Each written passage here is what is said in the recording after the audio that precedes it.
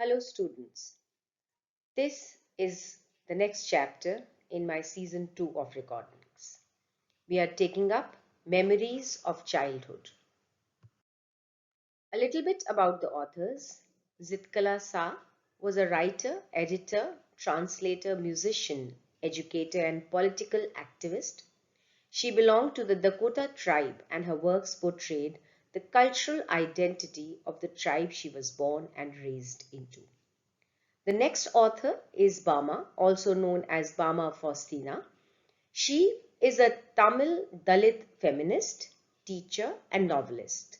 Her autobiographical novel chronicles the joys and sorrows experienced by Dalit Christian women in Tamil Nadu. The theme of this story is actually, it comprises of two autobiographical excerpts by Zitklasa and Bama. Zitklasa experienced racial and cultural discrimination, whereas Bama is a victim of caste discrimination.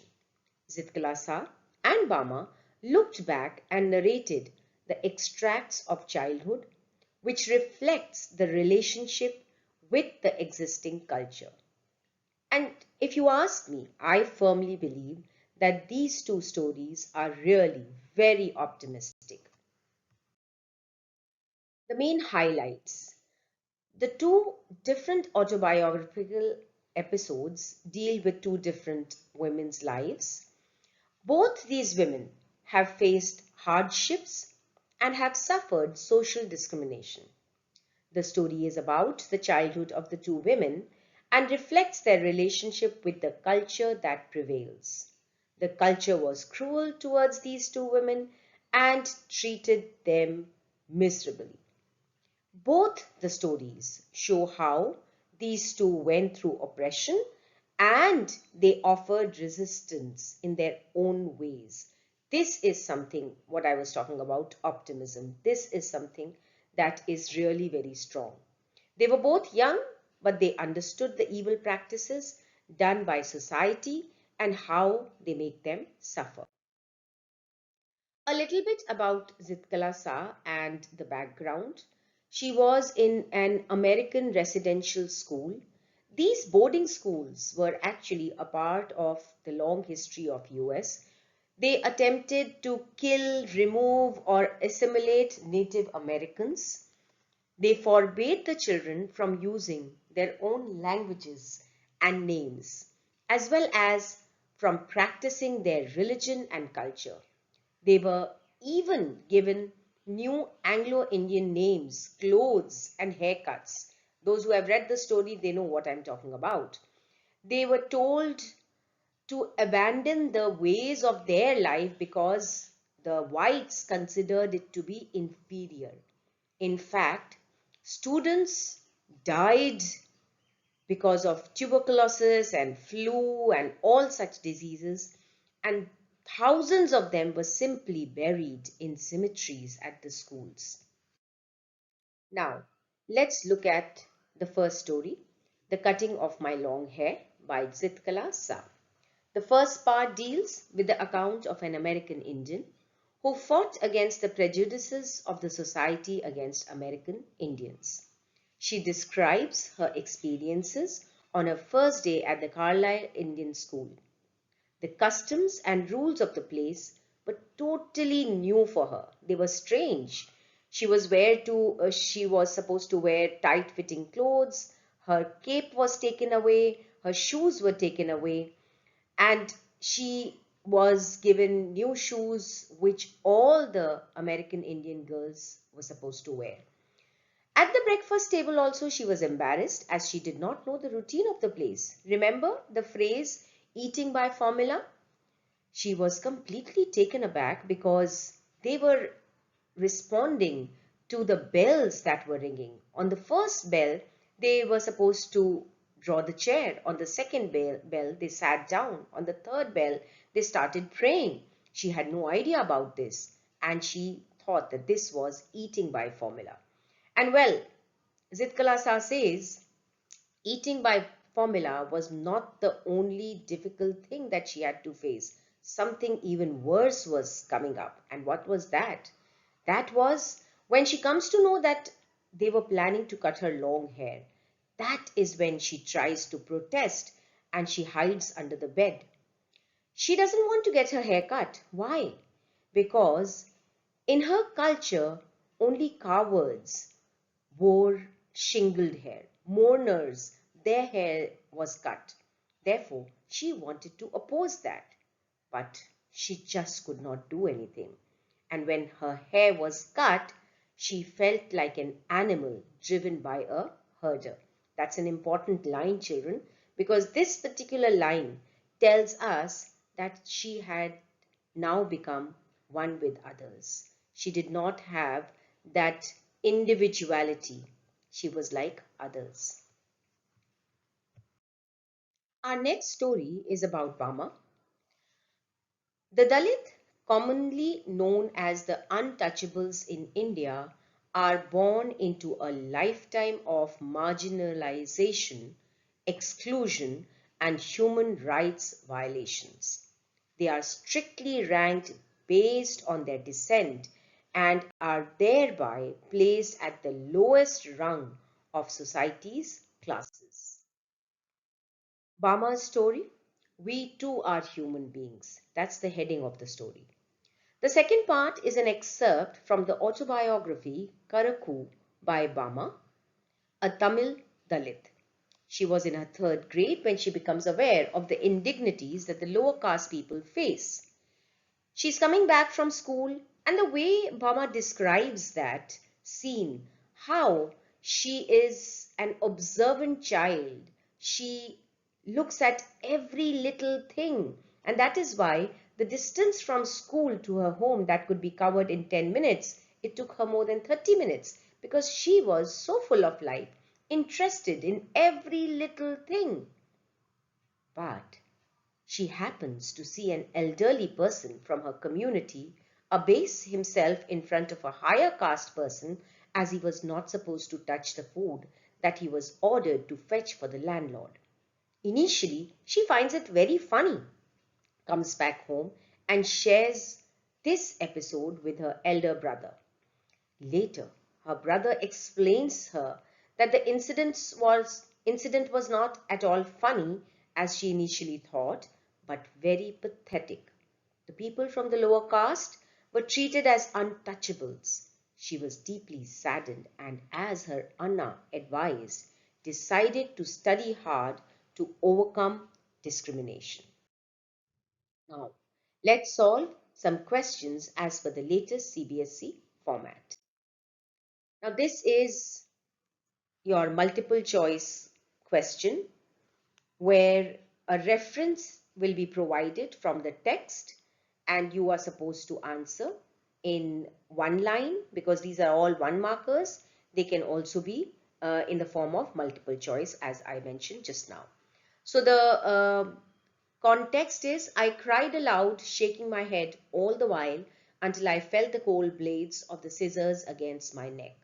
Now this is from the first story, The Cutting of My Long Hair by Zit Kalasa, the end part where her hair is being cut. Complete the sentence appropriately with reference to the extract. The writer refers to herself as a wooden puppet because, what do you think can be the answer?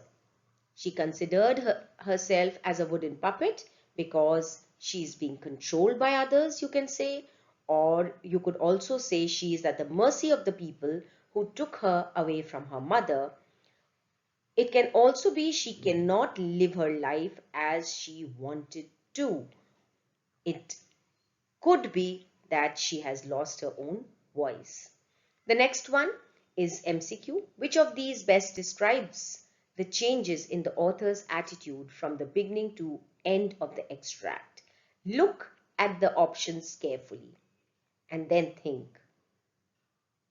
Okay, the answer to this would be C, rebellion